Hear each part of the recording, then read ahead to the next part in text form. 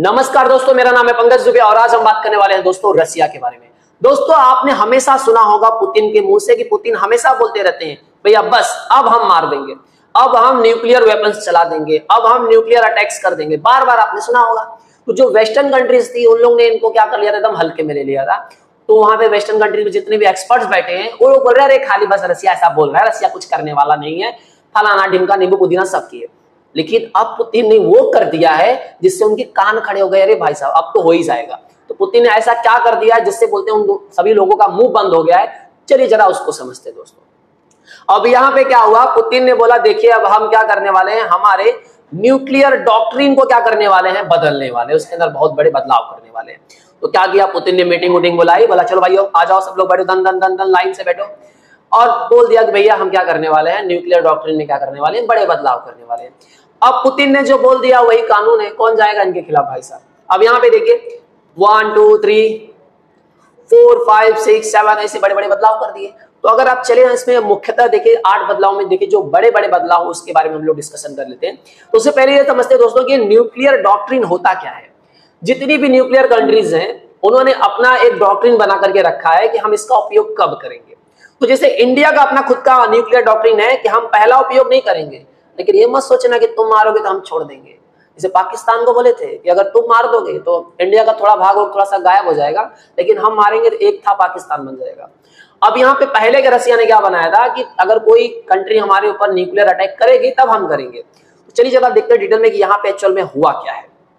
पहले इनका क्या न्यूक्लियर डॉक्ट्रिन था, अब क्या बदलाव किया है। तो देखिए पहले रसिया का यह मानना था कि कोई भी ऐसी कंट्री है जिसके पास न्यूक्लियर वेपन्स नहीं है, सपोज दैट यहां से कोई एक कंट्री है जिसके पास न्यूक्लियर वेपन्स नहीं है, इन्होंने क्या कर दिया, अटैक किया इनके ऊपर।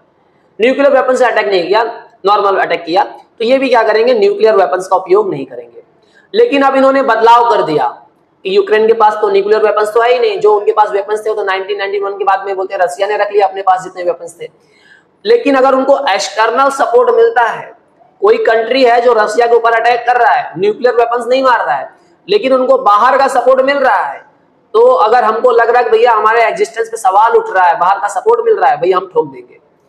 अगर हमको लगता है कि यहां से किसी कंट्री से हमारे ऊपर बोलते हैं ना कोई ड्रोन अटैक होने वाला, कोई मिसाइल से अटैक होने वाला है जिससे रसिया को कोई बड़ा खतरा है, तो भी हम ठोक देंगे। ये दो बड़ी बातें यहाँ पे पुतिन ने दम क्लियर कर दिया। पुतिन मतलब सीधा किसको, यहाँ पे बोलते हैं ना आटे में ले रहे थे वेस्टर्न कंट्रीज को। चलिए दोस्तों जरा एक चीज मैं आपके साथ में यहाँ पे और ऐड कर देना चाहता हूं दोस्तों। यहाँ पे देखिए रसिया के न्यूक्लियर डॉक्ट्रिन के बारे में हमने बात कर लिया। अब अमेरिका का ट्रीटी है किसके साथ में, रसिया के साथ में, उसको भी जरा समझ लेते हैं। देखिए रसिया जो है ना पूरे वर्ल्ड में सबसे लार्जेस्ट न्यूक्लियर पावर वाली कंट्री है, जानते ही हो। और रसिया और यूनाइटेड स्टेट दोनों मिलकर के लगभग 80% से ज्यादा न्यूक्लियर वेपन इन्हीं के पास में है दोस्तों। अब क्या हुआ है कि जो इनके पास करंट डॉक्ट्रिन थी रसिया की, उसमें क्या बोला था कि कोई हमारे ऊपर वेपन से न्यूक्लियर वेपन से अटैक करता है तो हम उसके ऊपर अटैक कर देंगे। अब हमारे एग्जिस्टेंस को खतरा लगा तो हम उड़ा देंगे। लेकिन अब इन्होंने पूरा चेंज कर दिया कि हमको ऐसा लगता भी है कि ये हमारे ऊपर अटैक करने वाले हैं मिसाइल से या ड्रोन से, तो हम भैया हमको उड़ा देंगे। अब यहाँ पे देखिए, अब ये देखिए जो यूनाइटेड स्टेट और रसिया ने मिलकर के एक न्यूक्लियर ट्रीटी बनाई थी जिसका नाम दिया गया था यूएस रसिया न्यू स्टार्ट।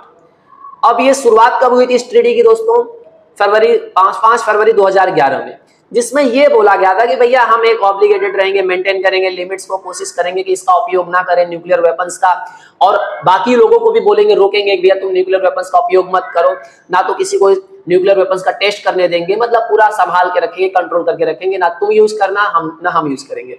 अब वो दोस्तों वो ट्रीटी है 2026 में क्या होने वाली है, एक्सपायर होने वाली है। अब क्या इसका रिन्यूअल होगा या नहीं होगा, ठीक है। बीच में 2018 में भी क्या हुआ था, इसका रेनुअल हुआ था, 2011 शुरू हुआ, काफी बार इसका रेनुअल हुआ।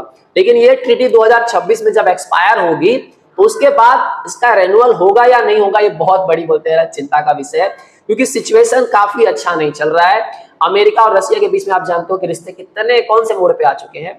हालांकि पुतिन यहाँ पे वेट कर रहे हैं कि इलेक्शन में अगर ट्रंप आ जाएंगे तो कहानी पूरी बदल जाएगी दोस्तों, क्योंकि ट्रंप आ जाएंगे ये तो सीधा सपोर्ट जैसे पीछे लिए वैसे पूरी कहानी खत्म हो जाएगी।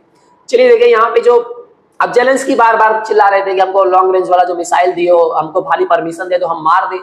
अब यहाँ पे क्या हुआ था कि यूके ने सप्लाई किया था स्टॉर्म शैडो मिसाइल, किसको दिया था भैया, यूक्रेन को, और बोला था कि भैया खाली अपने डिफेंस में यूज करना, रसिया पे अटैक मत कर देना। तो ये दोस्तों ये है स्टॉर्म शैडो मिसाइल, ये लॉन्ग रेंज एक मिसाइल है। जरा इस मिसाइल के बारे में देख लेते हैं दोस्तों।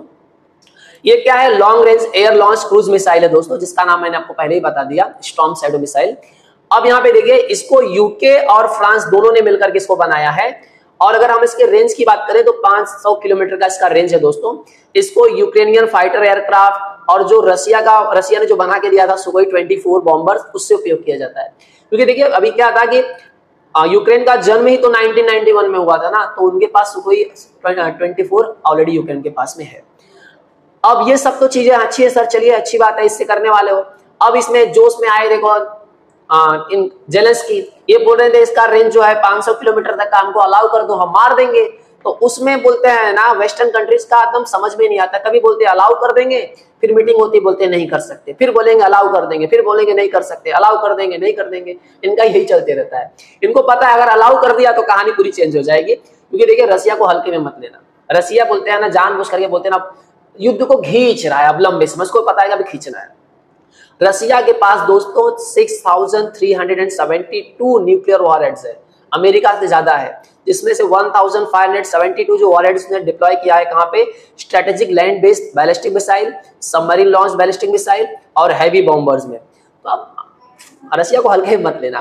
तो अब एक्चुअल दिमाग में ये क्वेश्चन आता है कि एक्चुअल में अब ये पुतिन जी का प्लान क्या चल रहा है, ये क्या करने वाले हैं? देखिए पुतिन के पास ऑप्शन ए है और ऑप्शन बी है। जो ऑप्शन ए हो वो एकदम हार्ड वे है और ऑप्शन बी जो है वो एकदम इजी वे में है। तो पहले इजी वे वाला बात कर लेते हैं। अगर ट्रम्प की सरकार आती है तो ट्रम्प पूरा सपोर्ट ले लेंगे, नेटो भी पीछे चला जाएगा।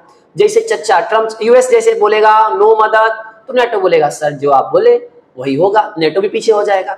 जैसे ही सपोर्ट मिलना बंद हो जाएगा, ये घुटनों पे आ जाएंगे और रसिया और यूक्रेन का युद्ध क्या हो जाएगा? खत्म हो जाएगा। क्योंकि अभी रिसेंट में देखिए ये भाई साहब इन्होंने खुद बोला, जेलेंस्की ने खुद बोला, war with Russia closer to end then we have think, मतलब रसिया और यूक्रेन का युद्ध बहुत जल्दी खत्म होने वाला है। जेलेंस्की ने मुलाकात किया यूएन जनरल असेंबली में अभी हुई जो वेडनेसडे को, तो वहां पे ये ट्रम्प से भी मिले, कमला हैरिस से मिले, उसके बाद इन्होंने रिपोर्ट दिया कि बहुत जल्दी खत्म होने वाला है। ये तो इजी वे था। अब हार्ड वे की बात करें, अगर कमला हैरिस चुन करके आ जाती है तो ये 4 साल तो सरकार में रहेंगे ही रहेंगे। अब उसके बाद तब रसिया वेट नहीं करेगा, बोलेगा आप वेट करने का कुछ मतलब नहीं है। तब रसिया का तो भयंकर एग्रेसिव मूड देखने को आपको मिलेगा और रसिया जो धोएगा ना कि समझ ही लो आप। उस समय आपको बोलते हैं ना, रसिया का असली चेहरा देखने को आपको मिलेगा कि किस तरह से यूक्रेन को पूरा तबाह कर देगा। लेकिन मैं चाहता हूं कि ये ऑप्शन बी ना ही, ऑप्शन ए ना ही आए तो ही अच्छी बात है। क्योंकि इसमें जो डेथ टोल बढ़ने वाला है, जो नंबर्स बढ़ेंगे ना, जितने सारे लोग मरेंगे ना आने वाले कुछ समय तक, देखिए जैसे कि जापान और में बोलते हैं ना, हिरोशिमा और नागासाकी पे जब अमेरिका ने बम मारा था तो कई सालों तक देखे थे आड़े टेढ़े लोग पैदा हुए, क्या क्या चीजें हुई वहां पे। तो एक पूरी यूक्रेन बोलते हैं ना, आप समझिए पूरा तबाह हो जाएगा। तो ऐसा सिचुएशन ना ही हो तो ही अच्छा रहेगा। ऑप्शन बी अगर काम कर जाए तो अच्छी बात है। आई होप सो दोस्तों आपको एक क्लियर मैसेज समझ में आ रहा होगा कि पुतिन अब क्या चल रहा है, पुतिन के दिमाग में क्या चल रहा है। पुतिन नवंबर तक रुकेंगे, क्योंकि नवंबर एंडिंग तक या दिसंबर तक यूएस में इलेक्शन होने वाला है। उसके बाद पुतिन अपना बोलते हैं ना फाइनल चैप्टर ओपन करने वाले हैं। तो एक चीज तो है, जेलेंस्की चच्चा ये बोलते हैं ना, ये साल के एंडिंग के बाद बोलते हैं ना आपका जो मैटर है वो क्लोज कर दिया जाएगा। ठीक है, आई होप सो दोस्तों ये पूरा आर्टिकल आपको समझ में आया होगा। दोस्तों अगर वीडियो पसंद आया होगा तो वीडियो को लाइक करके हमारे चैनल को सब्सक्राइब कर लीजिएगा। And thank you so much for watching this video.